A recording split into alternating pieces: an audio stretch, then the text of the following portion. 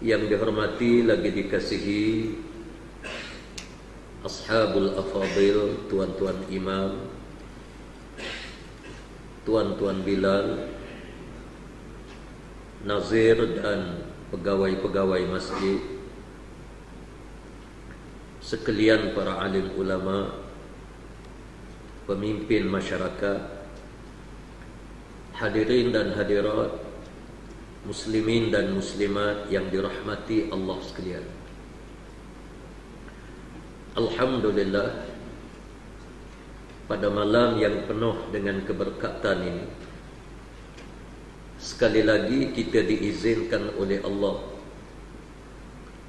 untuk sama-sama kita berada di dalam majlis ilmu. Dan insya-Allah pengajian kitab Fathul Mu'in pada malam ini kita masuk di muka surat 12, Tambihun, satu peringatan. Man mata wa alaihi salatu fardin lam tuqda wa lam tufda anhu. Barang siapa yang meninggal dunia tetapi dia masih ada sembahyang yang belum disempurnakan, tidak diwajibkan dia qada dan tidak diwajibkan kita membayar fidyah. Para hadirin dan hadirat, muslimin dan muslimat yang dirahmati Allah sekalian, sembahyang adalah perkara yang sangat mustahab. Apabila kita membicarakan masalah kematian, imma kalau kita buka di dalam hadis ataupun kalau kita buka di dalam Al-Quranul Karim, kita akan bertemu dengan bab yang khusus di dalam hadis yang menceritakan masalah as-salah, yakni sembahyang, dan apa implikasi dia apabila kita meninggal dunia. Antara lain, Nabi sallallahu alaihi wasallam menyebut di dalam satu hadis, awwalu ma yus'alul 'abd yaumal qiyamah as-salat. Soalan pertama yang ditanya oleh Allah melalui para malaikat kepada setiap orang yang meninggal dunia adalah sembahyang. Dalam hadis yang lain, Rasulullah sallallahu alaihi wasallam menyebut, "Idza hasunatis salat fasa'alallahu al-akhar." Sekiranya sembahyang manusia itu baik, dia sembahyang, maka Allah akan membicarakan lagi amalan-amalannya yang lain, dikira oleh Allah. Dalam hadis yang lain, Rasulullah mengatakan sekiranya seseorang manusia meninggal dunia, tiba-tiba dia tidak menyempurnakan ibadat salat, ibadat sembahyang, seluruh kebajikan yang dilakukan oleh mereka sebelum daripada mati tidak akan dihitung oleh Allah Subhanahu wa taala, wal iyazu billah.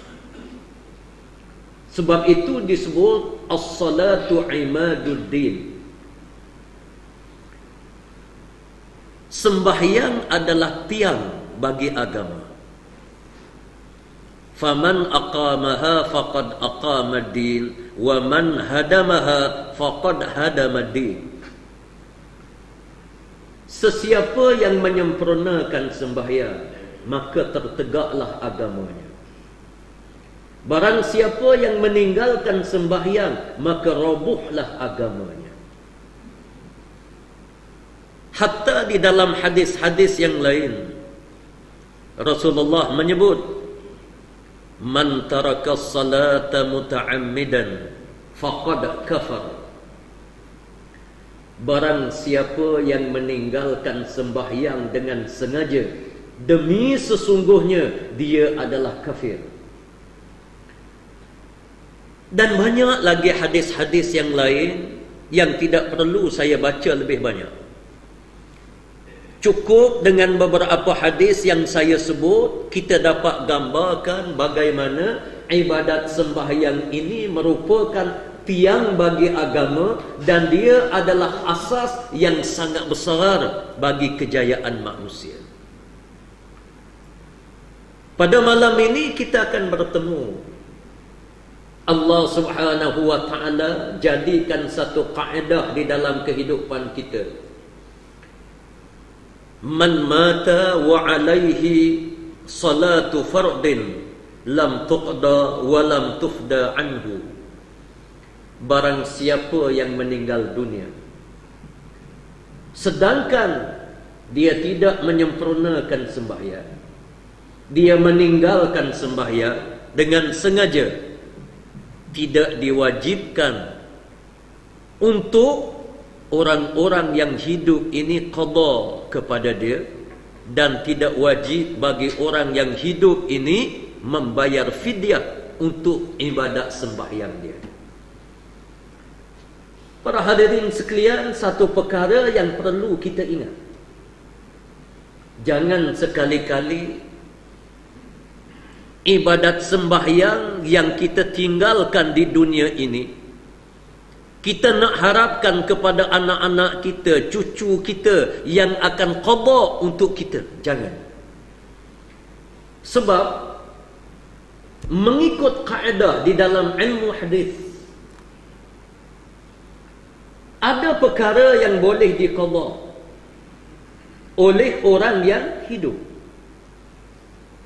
Ibadat sembahyang yang kita kena ingat, tidak semua orang yang mati ini apabila anak-anaknya qada diterima oleh Allah Subhanahu wa ta'ala. Tidak. Macam mana situasi Allah menerima qada sembahyang? Apabila kita meninggal dunia, kita ada saki-baki sembahyang yang belum kita qada.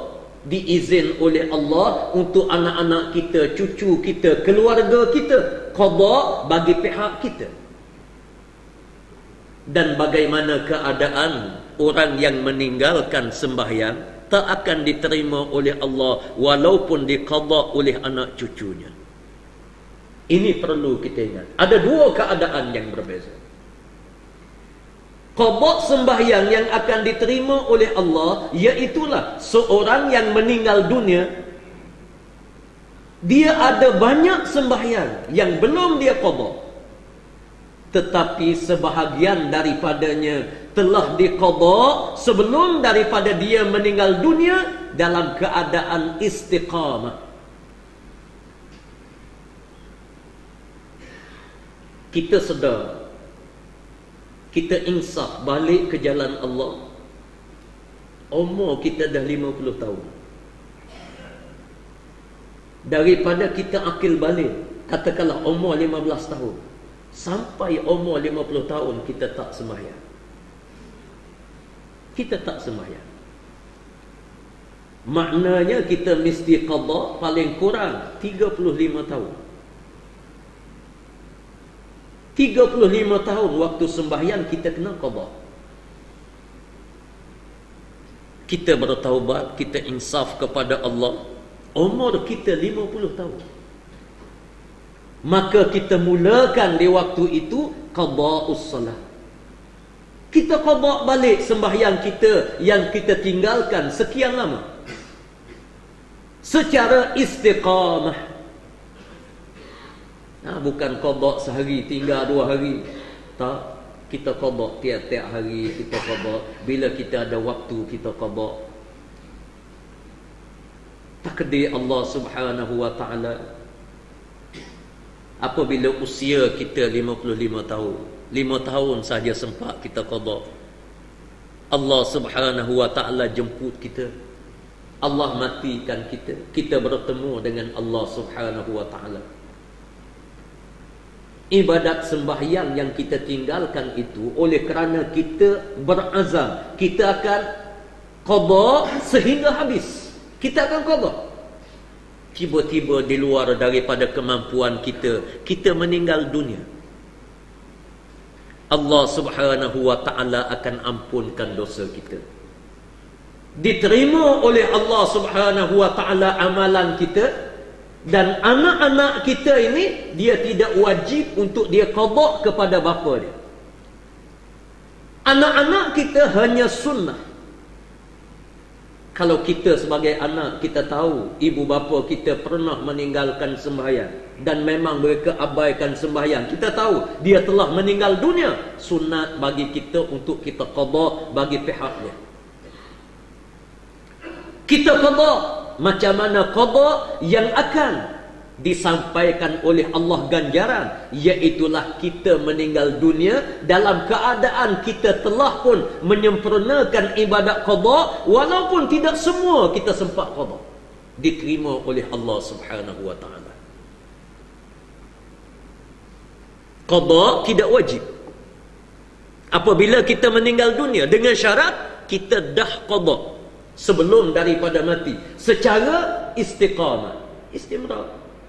Ada masa memang kita solat, ada masa kita solat tapi tak sempat habis, kerana kita kena qada 35 tahun.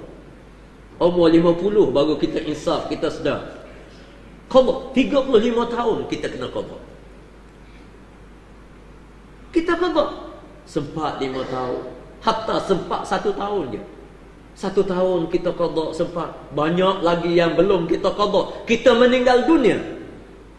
InsyaAllah Allah Subhanahu wa ta'ala akan mengira qada yang kita sempurnakan itu akan diterima oleh Allah Subhanahu wa ta'ala, dan baki solat yang belum qada akan diampun oleh Allah, dan anak kita yang tolong qada untuk kita akan dikira oleh Allah ganjaran tambahan sampai kepada orang yang mati. Adapun kalau kita meninggal dunia, na'udzubillah, tinggal meninggal dunia, tak sembahyang, dia tak qada, jangankan nak qada, sembahyang pun tidak. Ataupun dia sembahyang tapi dia tak pernah qada yang dia tinggal sekian lama, dia meninggal dunia. Allah Subhanahu wa ta'ala akan soal dia. Allah tidak akan ampunkan dosa dia. Sekiranya anak-anaknya, keluarganya tolong qada sembahyang bagi pihak dia, anak-anak akan mendapat pahala, tapi ganjaran tidak akan sampai kepada si mati. Kerana orang lain yang bersungguh, dia tak bersungguh, dia tak nak qada pun, orang lain yang tolong. Allah akan bagi kepada orang yang qada ini ganjaran, tapi kepada dia akan disekat oleh Allah Subhanahu wa ta'ala. Sama sebagaimana ibadat haji. Sebab itu saya sering ingatkan kepada semua, haji ini wajib fawra. Bila kita cukup syarat, wajib mengerjakan ibadat haji secara fawra, secara segera, yakni terus kita berazam.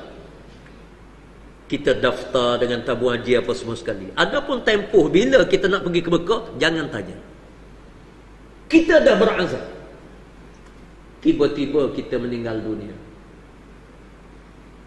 Ulama-ulama tasawuf menyebut, bila kita meninggal dunia, tidak sempat kita nak menyempurnakan ibadat haji.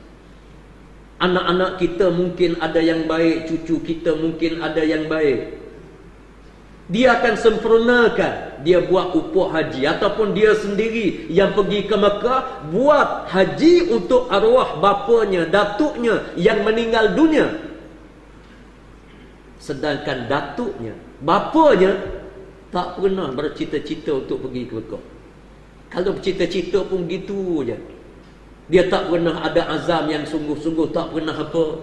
Disebut oleh ulama tasawuf, hajinya akan mendapat ganjaran kepada anaknya, tetapi tidak diberi oleh Allah Subhanahu wa taala kepada si mati. Sebab si mati dia tak nak pun haji ni, orang lain yang suruh.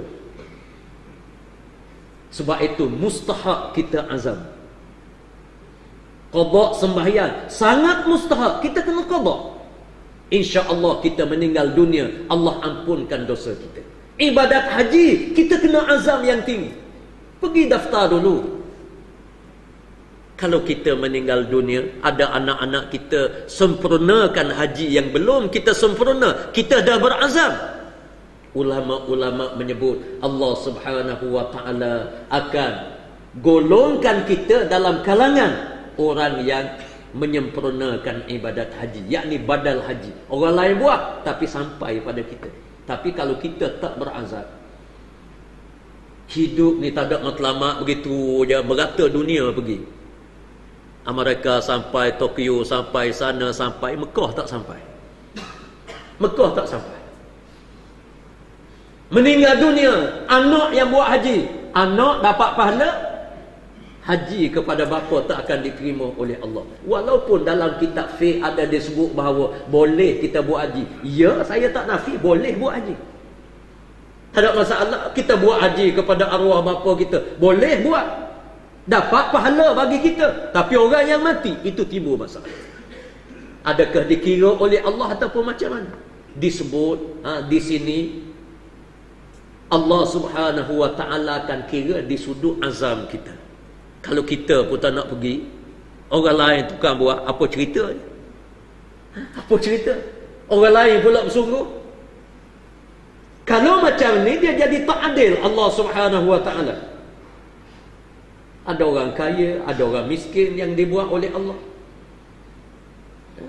Orang kaya jenuh, dia boleh ukur haji tiap-tiap tahun. Tapi Allah bukan kira masalah kemampuan dia ukur haji. Allah akan kira azam dia. Azam. Kalau dia memang orang yang benar-benar beragama, orang yang hidup bila dia buat amalan kepada si mati akan dihitung oleh Allah. Tapi kalau waktu dia hidup dulu, dia tidak nak beramal dengan amalan yang baik, tiba-tiba orang lain jam sungguh, macam mana amalan ini akan sampai kepada dia. Dia tak akan sampai. Sebab itu di sini disebut sesiapa yang mati, kita kena ingat, sesiapa yang mati ada padanya ibadat sembahyang, tapi dalam keadaan dia qada, walam tuqda anhu, tidak diwajibkan qada itu diteruskan. Dah, hanya sunat saja bagi anak-anak. Dia dah sembahyang elok, dah sembahyang, dia qada. Kita tahu, kita sebagai anak, arwah bapa kita dulu sebelum dia meninggal dunia, sentiasa dia qada tiap-tiap hari. Bila dia sembahyang zuhur, 2 kali dia sembahyang. Sembahyang asar, dia sembahyang 2 kali. 1 fardu, 1 qada. 1 fardu, 1 qada. Tiba-tiba dia meninggal dunia, kita tahu banyak lagi. Lam tuqda anhu, kata ulama fiqh, tak wajib kita qada. Allah Subhanahu wa ta'ala ampunkan dosa dia. Tak wajib kita bayar fidyah kerana diampun dosa oleh Allah. Tapi sunnah sahaja. Disunatkan sahaja. Baik. Wa fi qawlin innaha tuf'alu anhu awsa biha amla hakahu al-ibadi an Syafi'i li khabarin fihi wa fa'ala bihi subki an ba'di aqaribihi. Satu pendapat yang lain mengatakan annaha tuf'alu anhu, boleh kita qadakan sembahyang bagi orang yang mati. Sebagaimana yang saya sebut tadi, boleh. Awsa biha amla, sama ada si mati ini memberi wasiat ataupun tidak memberi wasiat. Dan orang yang meninggal dunia, bapa kita, wasiat boleh dia tinggal, tetapi kita nak sempurnakan wasiat dia tak wajib. Ini sembahyang. Tak boleh. Bapa bila dia nak mati, dia kata aku ni ada 20 tahun lagi tinggal sembahyang, aku wasiat kepada anak sulung ni, kamu kena qada sembahyang. Kita terpaksa kena tangguh. Tak. Dia boleh berwasiat, tapi wasiat dia tidak wajib disempurnakan oleh anak dia. Sebab apa? Bebanan ibadat ini Allah buat kepada kita. Sebab itulah bila kita dah berazam dan kita telah qada sembahyang kita, tiba-tiba kita meninggal dunia, Allah ampunkan dosa. Dia nak wasiat, dia boleh wasiat, tak ada masalah. Tapi orang yang diberi wasiat itu tidak wajib dia sempurnakan. Tak wajib. Saya sebagai anak, katakanlah bapa saya dia wasiat, aku tinggal sembahyang ini ada 20 tahun lagi aku tak qada, maka aku wasiat supaya kamu yang buat. Tak boleh. Dia wasiat ni, kita nak wasiat benda hak kita nak bagi kepada orang lain. Tapi kalau kita nak ambil orang lain untuk menyempurnakan benda kita, tak boleh. Jadi sekarang ini kalau kita nak qada sembahyang, ulama fiqh bincang boleh ataupun tidak. Jawab dia boleh. Imma dia wasiat kepada kita, imma dia tidak wasiat kepada kita. Kita nak qadakan solat orang yang tinggal sembahyang, hukum dia boleh.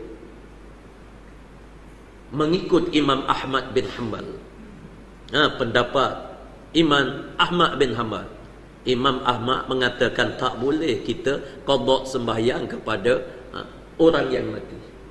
Kita nak tolong qada, tak boleh. Cuma kita qada, kita sembahyang, anak dia sembahyang, bapa dia akan dapat pahala. Dia kata imma kita niat qada ke macam mana ke, anak yang soleh bila dia buat amalan kebajikan ini akan sampai kepada bapa. Dia tidak ada masalah qada begitu. Dalam mazhab Syafi'i rahimahullah, Al-Imam Syafi'i mengatakan boleh kita tolong qada solat kepada ibu bapa kita, keluarga kita yang meninggalkannya sebelum daripada dia meninggal dunia. Begitu juga yang disebut oleh Imam Ibadi daripada Imam Syafi'i, kerana di sana ada hadis daripada Nabi sallallahu alaihi wasallam yang menjelaskan perkara tersebut. Dan qada ini dilakukan oleh Imam Subki. Al-Imam Subki seorang ulama yang besar di dalam mazhab Asy-Syafi'i rahimahullah. Imam Subki dia mengatakan bahawa dia qada sembahyang bagi keluarga dia yang meninggalkan sembahyang. Dia tolong qada. Ini Imam Subki dia buat. Menyebabkan di dalam mazhab Syafi'i rahimahullah, ramai ulama mutaakhirin yang kemudian daripada Imam Subki, dia mengambil ijtihad mengatakan dibolehkan kita qada solat kepada orang yang mati. Ini dalam mazhab Syafi'i. Imma dia dua ibu bapa kita, imma dia orang lain, imma dia siapa saja, boleh kita qada sembahyang kepada orang yang telah meninggal dunia. Ini pendapat di dalam mazhab Asy-Syafi'i rahimahullah. Sebab itu kalau di kampung-kampung ada orang dia bayar fidyah untuk solat, dia bagi duit kepada beberapa orang individu supaya tolong qada kepada orang yang mati. Dalam mazhab Syafi'i dikira boleh. Memang qada itu bolehlah dalam mazhab kita. Cuma yang saya sebut tadi, adakah benda ini sampai ataupun tidak sampai kepada si mati? Kalau si mati ini memang dia dah qada dia sembahyang, tapi ada saki baki, insya-Allah sampai, tak ada masalah. Tapi kalau dia pun tak qada, dia pun tak sembahyang, mati dalam keadaan tak sembahyang, ramai mana sekalipun orang sembahyang kepada dia, dalam mazhab Syafi'i sendiri pun mengatakan bahawa dia tak akan diterima oleh Allah, kerana orang lain yang bersungguh untuk beribadah kepada dia, sedangkan dia sendiri waktu dia meninggal dunia dia cuai dengan ibadah kepada Allah, cuai dengan sembahyang. Jadi Allah tak akan terima. Bahkan dalam hadis yang saya baca, orang yang meninggal dunia, na'udzubillah, kalau dia tak sembahyang, amalan dia yang lain akan dibatal oleh Allah, termasuk puasanya, termasuk hajinya, termasuk sedekahnya, termasuk apa jua sekalipun, banyak mana sekalipun dia buat kebajikan dia, kalau dia tak sembahyang, sia-sia. Kerana sembahyang adalah tiang agama. Kalau rumah tidak ada tiang, dia akan runtuh. Macam mana agama tidak ada tiang? Sembahyang ini adalah tiang agama. Faman aqamaha faqad aqama din. Sesiapa yang tegakkan sembahyang, dia menegakkan tiang agama. Sesiapa yang tinggalkan sembahyang, dia robohkan agama. Menunjukkan kepada kita bahawa sembahyang adalah perkara yang asas untuk menentukan ibadah kita diterima ataupun ditolak oleh Allah Subhanahu wa taala. Wa yu'maru dhu siban zakaran aw unsa mumayyizan bi ansara ya'kulu wa yashrabu wa yastanji wahdahu ay yajibu ala kulli min abawayhi wa in ala thumma al-wasi wa ala malik ar-rafiq an ya'murahu biha ay as-salah walau qada'an wa bi jami'i syurutiha li sab'in ay ba'da sab'i sinin ay 'inda tamamiha wa in mayyaza qablaha. Para hadirin sekalian, tuan kita dia sebut wa yu'maru dhu siba. Bila kita ada anak-anak kita, zakaran au unsa, sama ada lelaki ataupun perempuan, ataupun khunsa musykil, dia tak sebut sini, ataupun kita ada anak, na'udzubillah, ada dia panggil khunsa musykil, ada dua alat kelamin, lelaki pun duduk pada dia, perempuan pun duduk pada dia. Imma dia lelaki, imma dia perempuan, imma dia ni khunsa musykil. Bila dia duduk di bawah jagaan kita, mumayyizan, bila dia sudah mumayyiz, iaitu dia boleh makan sendiri, dia boleh minum sendiri, dan dia boleh cuci najis dia sendiri. Bila dia buang air besar, dia boleh basuh sendiri, dia buang air kecil, dia boleh basuh sendiri dalam keadaan bersih. Ay yajibu ala kulli min abawaihi wa in ala, wajib, dia sebut wajib ke atas dua ibu bapanya, wa in ala, naik ke atas dulu datuk dia, ke atas ibu bapa. Kalau ibu bapa tidak ada, datuk dia. Kalau ibu bapa ni cuai, datuk dia kena campur tangan, kena campur tangan dalam masalah mengajar anak-anak ini untuk menunaikan ibadat sembahyang.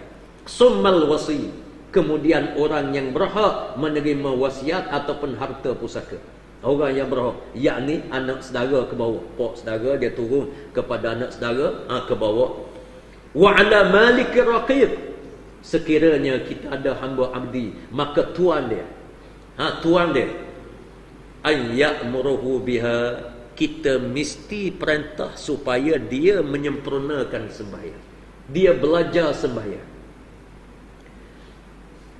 Walau qada'an,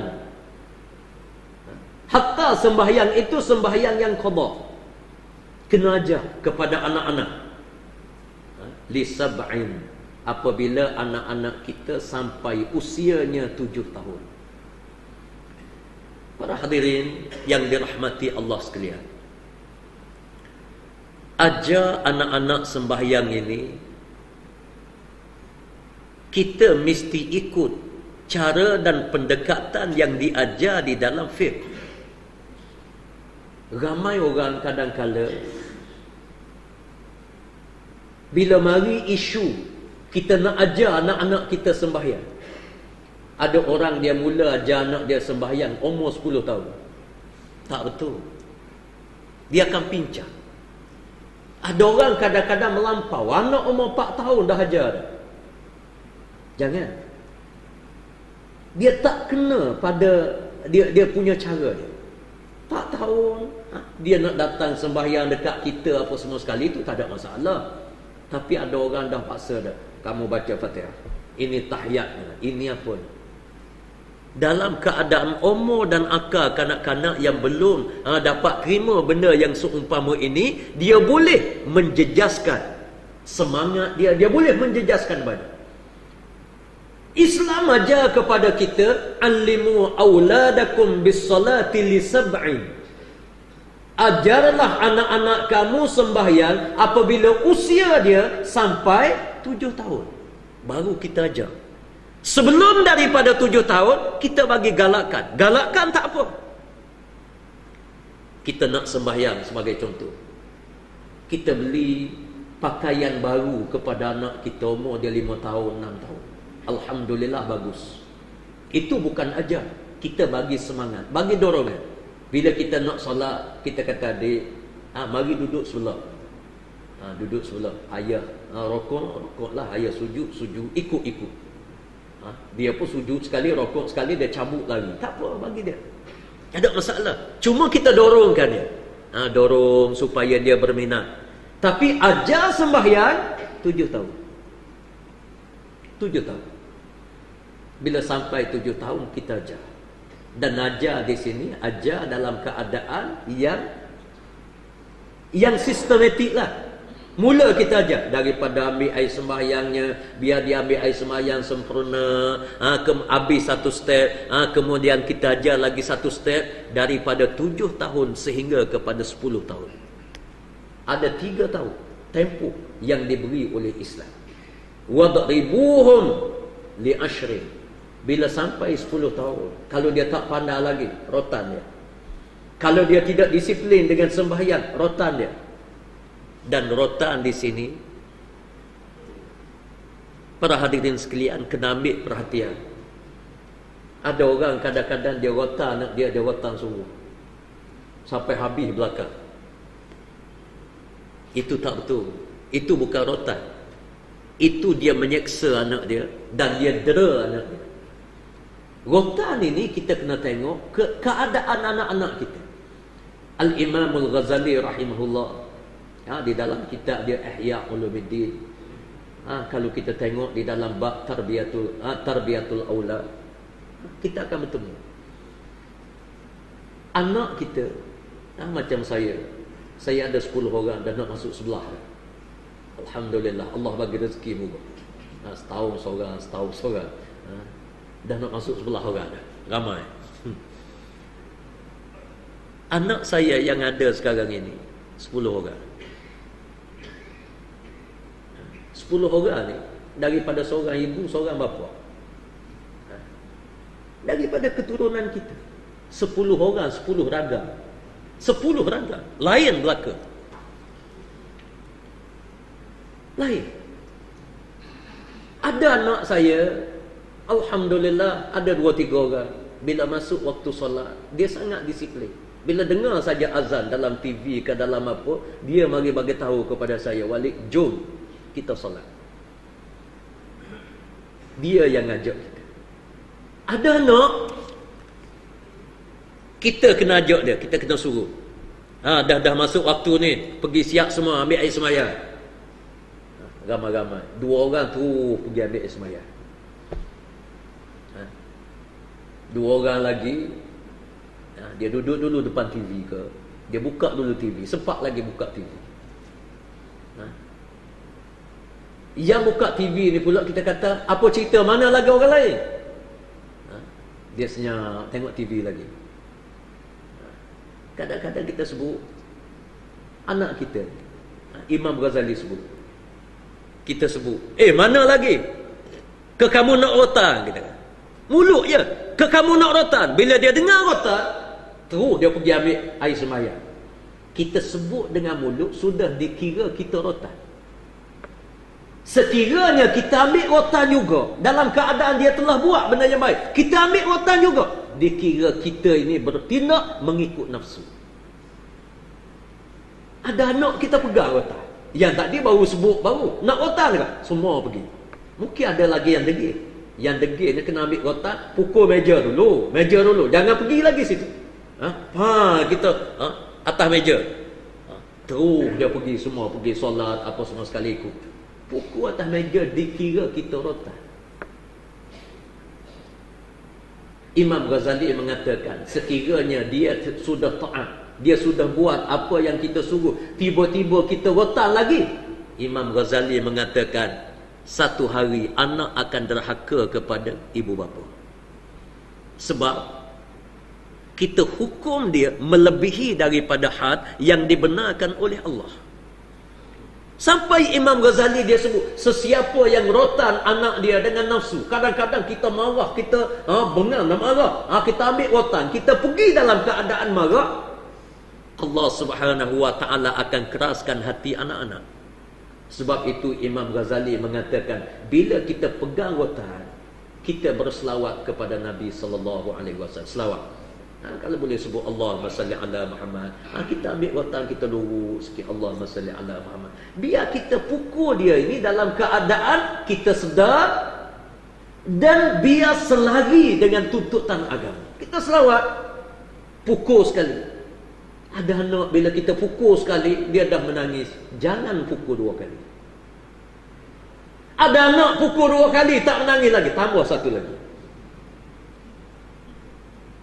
Ada macam-macam. Anak saya ada seorang, nakal sikit, tapi alhamdulillah dia ni solat apa semua sekali dia jaga, dia apa. Tapi dia ni backhand sikit. Dia pergi sekolah, orang jangan main dia. Main memang dia tumbuk dia. Memang dia punya dia tu. Pernah sekali dia balik lewat. Saya bagi amaran dia pergi main bola, lewat balik. Kecil lagi. Waktu dia darjah 4 sekolah rendah, dia main bola dengan orang tua. Dia jenis macam tu. Dengan orang dewasa, dengan pemuda dia main bola. Dia jenis lasak jenis ni. Sekali saya pukul dia 3 kali dengan rotan kerana dia balik lewat. Saya bagi amaran, besok balik lewat lagi, kena rotan. 3 kali saya pukul, tak jadi apa. Relax dia buat. Kena 5 kali, tak jadi lagi. Saya kata budak ni.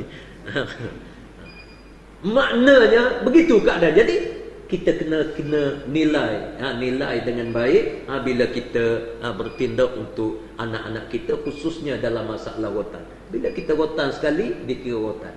Ada kalanya kita pegang je rotan, dia dah taat, maka pegang itu dikira kita telah rotan. Ini disebut oleh Al-Imam Al-Ghazali. Dan jangan kita bertindak di luar daripada batas-batas agama yang ditetapkan oleh Allah Subhanahu wa ta'ala.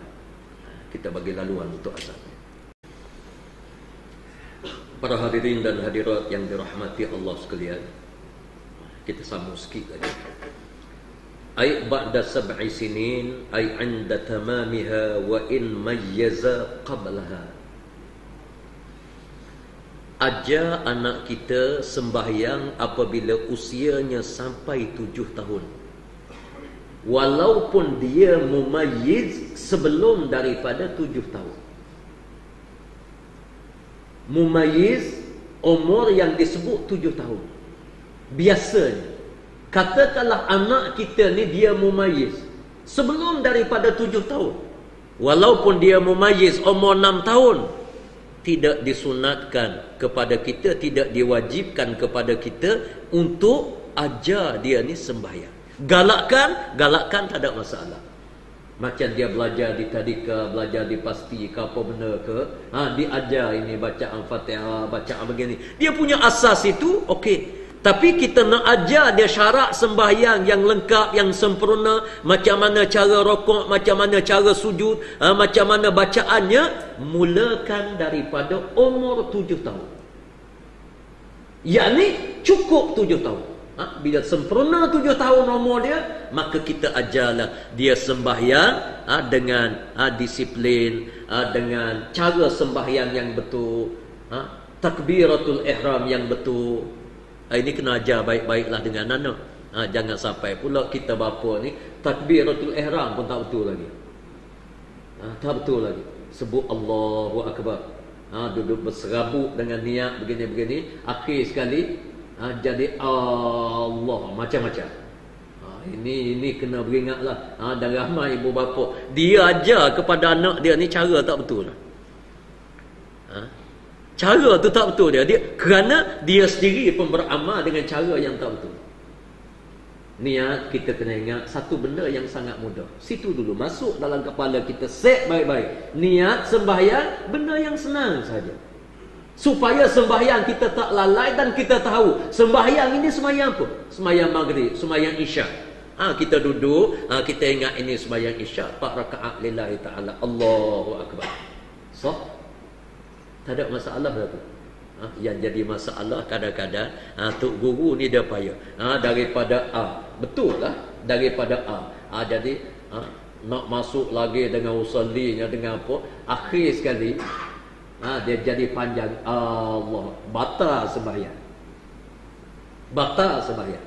Kalau kita panjangkan Allah, dia akan jadi adakah Allah itu maha besar? Jadi syirik. Kadang-kadang Allahu Akbar, bar pula panjang, rusak. Allahu Akbar rukun dalam sembahyang. Itu rukun, mesti kena betulkan baik-baik. Angkat tangan, ramai yang tak betul. Dalam mazhab kita Syafi'i rahimahullah, orang lelaki, ibu jari dia ini duduk di cuping telinga, dan jari telunjuk dia ini duduk sebelah atas. Ini dia kita bertakbir. Tangan kita menghadap ke arah kiblat. Angkat, Allahu Akbar. Bila bar tu dia sampai dekat ini. Itu cara yang betul. Dan jangan jadi panjang Allah. Itu tak betul. Biasa je kita sembahyang. Angkat, Allahu Akbar. Ya, cukup. Itu yang paling sempurna. Jadi kita ajar anak kita tu, ajar dengan betul. Jangan pula ajar tak betul. Setengah akak takbir ajar anak, tangan duduk macam tu, Allahu Akbar akak macam tu. Itu tak betul. Ajar yang betul anak kita. Sujud macam mana, rokok macam mana, semua sekali kita qiyam macam mana, tangan letak macam mana, tahiyat awal macam mana, tahiyat akhir macam mana. Kita ajar dengan disiplin ini bermula daripada anak kita umur dia 7 tahun. Dan insya-Allah kita akan lalu kaedah sembahyang yang betul dalam kitab kita ni, kita akan lalu. Cuma makan masa lah. Kita akan lalu satu sehingga semua sekali ibadat sembahyang kita ini sempurna dan akan dikira oleh Allah Subhanahu wa taala, insya-Allah. Para hadirin hadirat muslimin dan muslimat rahimakumullah, kita dah masuk waktu Isya, dan saya kira sekadar itulah pengajian kita untuk malam ini, dan selepas daripada ni kita akan sambung wayang bari ma'asiratil amri at-tahdid. Kita sambung pengajian kita ini di bulan hadapan ini, insya-Allah.